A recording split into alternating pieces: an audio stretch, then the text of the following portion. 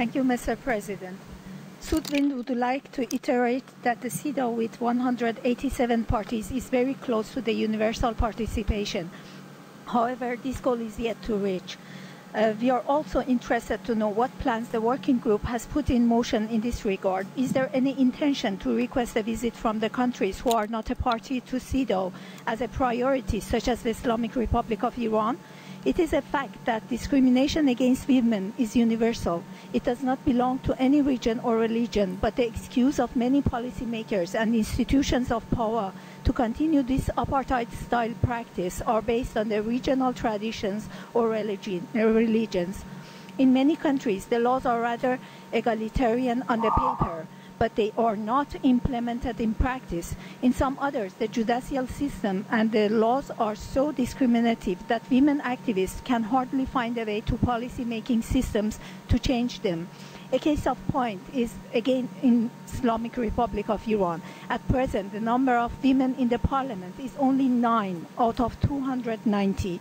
Regrettably, even these women do not believe in gender equality.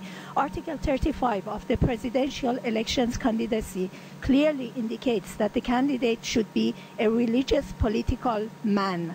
The result of such judicial system is a combination of discrimination and segregation in urban public spaces, which women in Iran are now experiencing. It begins from kindergarten to schools and lately in universities, buses, banks, coffee shops, office spaces, public areas in parks, and so on.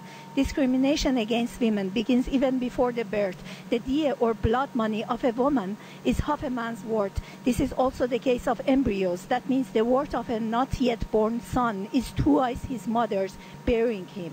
This discrimination goes on throughout education, within the textbooks and the universities, with the quota systems which aim to stop greater numbers of women in higher education.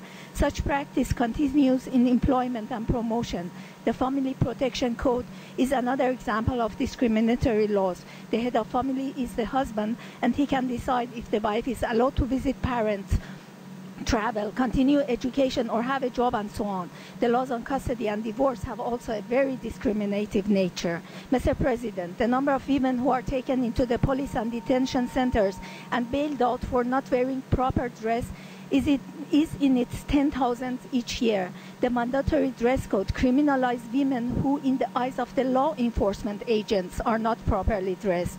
The only area of equality for women is imprisonment and execution. Sudwind hopes that the working group could find a way for negotiation with such countries to change the laws and practice, as well as the discriminative behavior of authorities toward women. Thank you, Mr. President.